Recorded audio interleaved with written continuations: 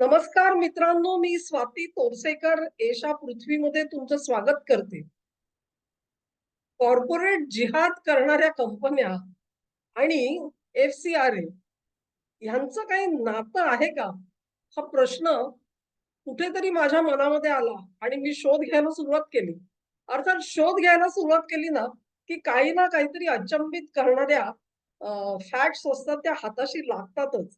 तुम्हाला गंमत वाटेल, की एफ-सी-आर-ए जॉइंट पार्लमेंटरी कमिटीकडे पाठवलं आणि ते विधेयक जे आहे, ती दुरुस्ती मोदी सरकारने ताबडतोब केली नाही म्हणून कुठेतरी आपल्याला मनामध्ये आपण खट्टू झालेले होतो.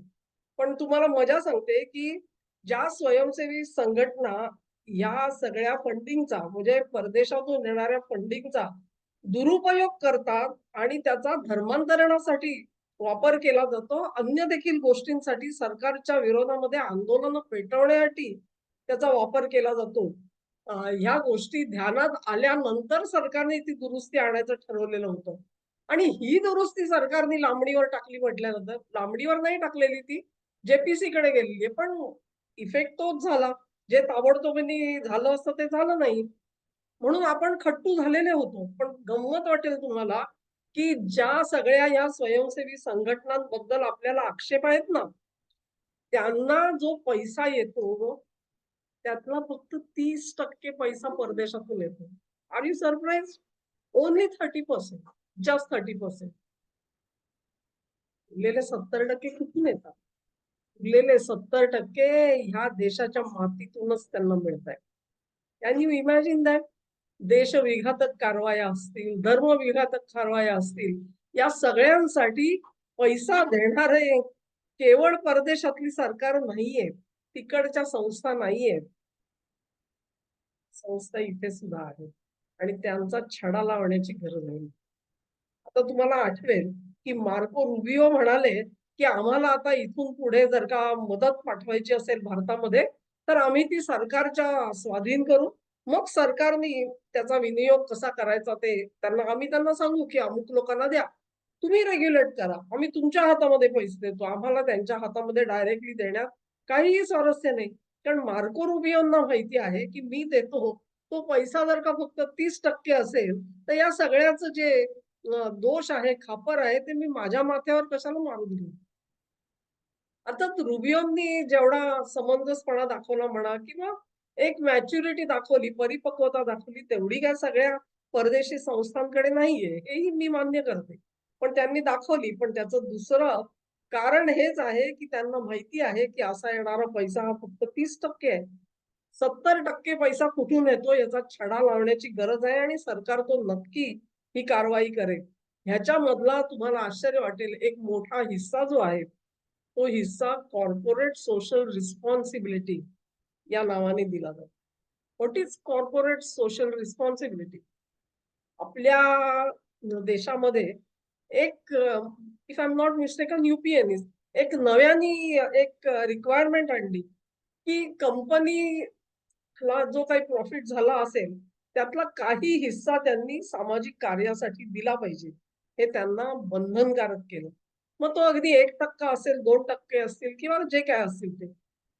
साधारणपणे 2006-07 नंतरच्या काळामध्ये तुम्ही बघितलं असेल, प्रत्येक कंपनीमध्ये एक अहमहमिका लागलेली होती, की आम्ही कसे मदत करतो. आम्ही हे खेडं दत्तक घेतलं, आम्ही ते खेडं दत्तक घेतलं, आम्ही या प्रोजेक्टला मदत केली, आम्ही शिक्षणात मदत करतो, आम्ही स्त्रियांच्या शिक्षणात मदत करतो. वेगवेगळ्या प्रकारचे तुम्ही वृत्तांत वाचले असतील, बघितले असतील, व्हिडिओ त्याचे चेक केले असतील आणि या सगळ्यामधून एक थोडीशी चांगली भावना पण होती, की बाबा ठीक आहे, कंपन्या प्रॉफिट कमवतायत, पण सरतेशेवटी आपण समाजाचं काहीतरी देणं लागतो. हेही त्यांनी मान्य केलंय आणि पैसा तशा तऱ्हेने ते विनियोग त्याचा चाललेला आहे. मोठमोठ्या कंपन्यांमधले जे कर्मचारी आहेत, त्या कर्मचाऱ्यांना सुद्धा प्रोत्साहन दिलं गेलं, की तुम्ही देखील या सामाजिक कार्यामध्ये सामील व्हा आणि या पैशाचा विनियोग जो आहे, तो चांगल्या कार्यासाठी होतो की नाही बघा. प्रत्येकाला काही जणांनी तर तुमच्या तुमच्या कंपनीमध्ये जर का तुम्हाला प्रमोशन पाहिजे असेल, तर तुम्ही त्या सी-एस-आर ॲक्टिव्हिटीमध्ये कितपत भाग घेतलात? असे प्रश्न विचारणारे सुद्धा महाभाग होते. आता तुम्ही पुन्हा एकदा म्हणाल, की द प्रिन्सिपल इज नोबल. तुम्हाला काय आक्षेप आहे? आक्षेप असायचं काही कारण नाही. जर का कंपन्यांवरती अशा प्रकारे सरकारने एक सामाजिक उपक्रमांसाठी तुम्ही पैसा द्या, तुम्ही जो कमावलात त्यातला एक छोटासा हिस्सा का होईना, पण तिथे पुन्हा जायला पाहिजे. तुम्ही समाजाचं ऋण लागता. ही संकल्पना तर खरोखरच चांगली आहे, त्याच्याबद्दल कोणाचा आक्षेप नाही. पण नेमक्या कुठल्या कामासाठी हा पैसा वापरला जात होता, याच्यावर आता प्रश्नचिन्ह आहे. आणि ही प्रश्नचिन्ह काय नुसतीच प्रत्येक कंपनीबद्दल निश्चित नाही. प्रत्येक कंपनीबद्दल असूही शकणार नाहीत. काही अनेक कंपन्या असतील ज्यांनी त्याचा वापर चांगल्या कामासाठी सुद्धा केलेला असेल आणि त्या कामांमधून थेट जनतेला उत्तम लाभ सुद्धा मिळालेला असेल. पण ज्यावेळेला आमच्या देशामध्ये कॉर्पोरेट जिहाद खपवून घेणाऱ्या कंपन्या होत्या, तिथे काय? तिथे काय हा प्रश्न मोठा आहे.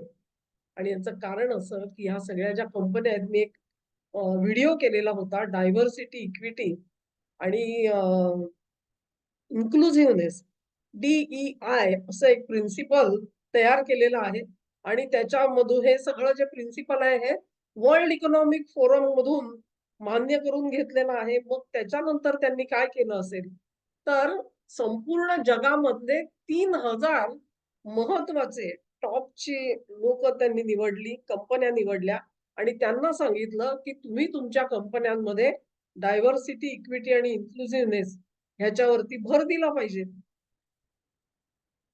कुठचीही कंपनी माझ्या कंपनीमध्ये समजा मला रिक्रुटमेंट करायची. मी समजा एखादी सॉफ्टवेअर कंपनी चालवते आहे. तर त्या सॉफ्टवेअर कंपनीमध्ये मी माझ्या कामासाठी म्हणून उत्तम सॉफ्टवेअर इंजिनिअर घेईन. बरोबर आहे ना? मला जर का हार्डवेअर इंजिनिअर लागत असेल, मी उत्तम माणूस. माझ्याकडे 10 माणसांचे अर्ज आले, तर त्याच्यातला मी चांगला अ, जो कोणी असेल त्याची निवड करणार. परंतु वर्ल्ड इकॉनॉमिक फोरमनी या सर्व कंपन्यांना सांगितलं, की तुम्हाला असं करता येणार नाही. तुम्हाला काय करायचं आहे, तर डायव्हर्सिटी पाहिजे. म्हणजे तुमच्या कंपन्यांमध्ये नुसतेच पुरुष भरती झालेत असं नाही. तुम्हाला दाखवलं पाहिजे तुमच्याकडे महिला सुद्धा. केवळ गौरवर्णीय आहेत असं नाही, तुमच्याकडे कृष्णवर्णीय सुद्धा असल्याचं तुम्हाला दाखवता आलं पाहिजे. केवळ अमेरिकन नाही, तर इतर नॅशनॅलिटीचे लोक सुद्धा तुमच्या कंपन्यात काम करतात. हेही तुम्हाला दाखवता आलं पाहिजे. केवळ एका धर्माचे नाही, तर अनेक धर्माचे लोक आमच्याकडे आहेत, हे तुम्हाला दाखवता आलं पाहिजे. या सगळ्या आणि केवळ त्याच्यावरती नाही, तर लिंगभेदावरती सुद्धा LGBTQ हे जे लोक आहेत, हे सुद्धा तुम्ही तुमच्यात सामावून घेतलेले आहेत, हे तुम्हाला दाखवता आलं पाहिजे.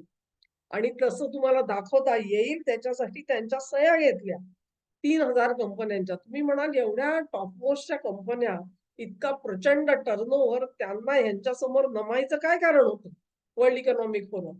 तुम्हाला नाही पटत तर तुम्ही नाही म्हणायचं होतं त्याच्यावरती. ते नाही म्हणू शकत नाहीत. कारण काय? तर त्यांचे शेअर त्यांचे शेअर ज्यांच्याकडे आहेत, म्हणजे कमीत कमी साधारण 10%, 20%, 25% एक गठ्ठा शेअर ज्यांच्याकडे आहेत, अशा जगामध्ये हार्डली 4-5 कंपन्या आहेत.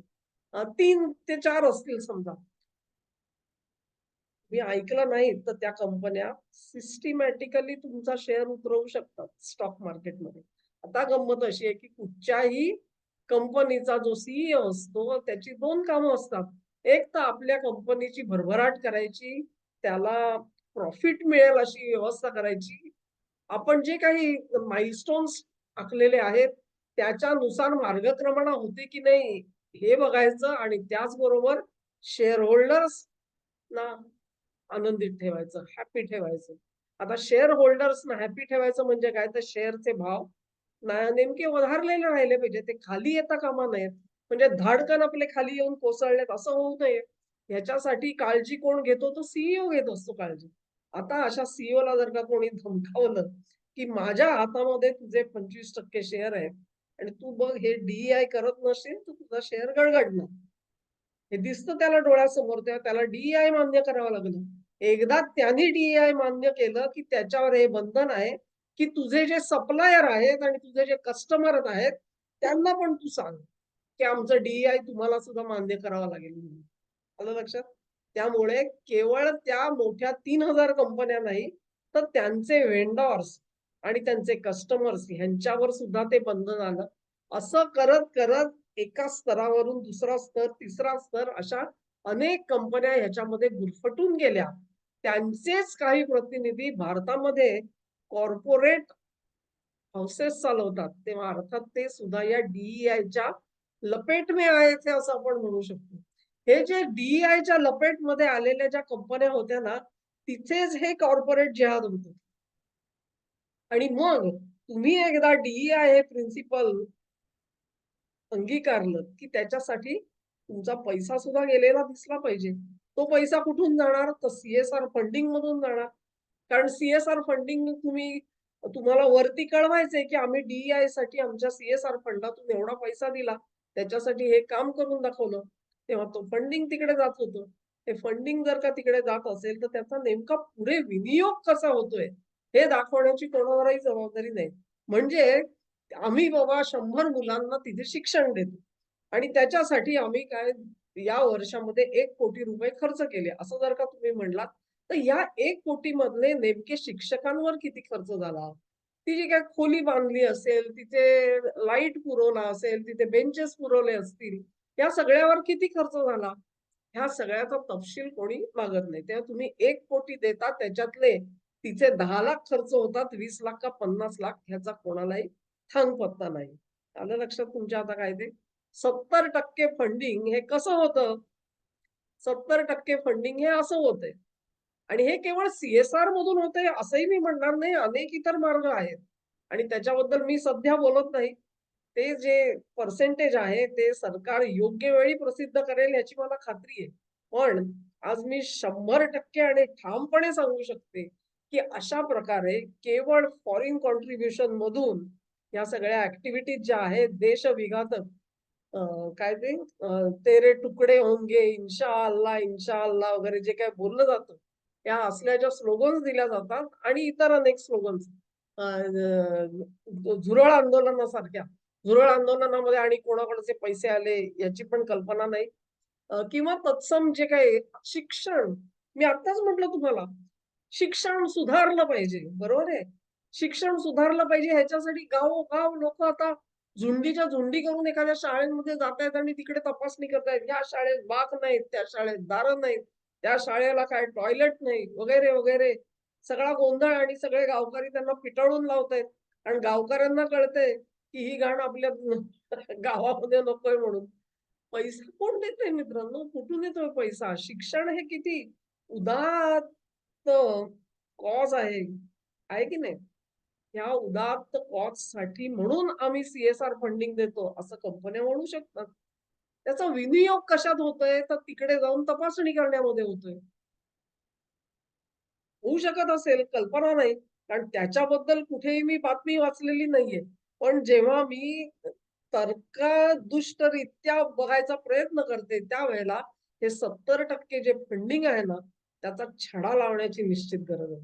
छडा लावला नाही, तर मग तुम्ही भले परदेशातून येणारी मदत थांबवू शकाल. पण जर का देशांतर्गत 70% चालू राहिले, तर ह्या ॲक्टिव्हिटीजना तोंड देणं सरकारला सुद्धा अतिशय अवघड होऊन बसेल. आणि दुसरी गोष्ट सांगून ठेवते, की फॉरेन फंडिंग हे डायरेक्ट त्या संस्थांना जात होतं. त्याऐवजी जर का परदेशातल्या कंपन्यांनी कुठल्या ना कुठल्या मार्गाने देशातल्या कंपन्यांकडे ते ट्रान्सफर केलं आणि कंपन्यांनी सी-एस-आरच्या नावाने पुढे पैसा ढकलला, तर तुम्हाला अजूनही काही कळेल. तेव्हा आय थिंक आय मेड माय केस. याचा सगळ्याची तपासणी करण्याची गरज आहे, चौकशी करण्याची गरज आहे, छडा लावण्याची गरज आहे आणि सी-एस-आर प्रकरण आणि त्याचं थोतांड जे आहे ना, ते जनतेसमोर येण्याची जरूर गरज आहे असं मला वाटतं. हा व्हिडिओ आवडला असेल अशी आशा करते. तुम्हाला आवडला असेल, तर लिंक शेअर करा, व्हिडिओला लाईक करा, चॅनेलला सबस्क्राईब करा आणि सहकार्य असं चालू ठेवा. नमस्कार.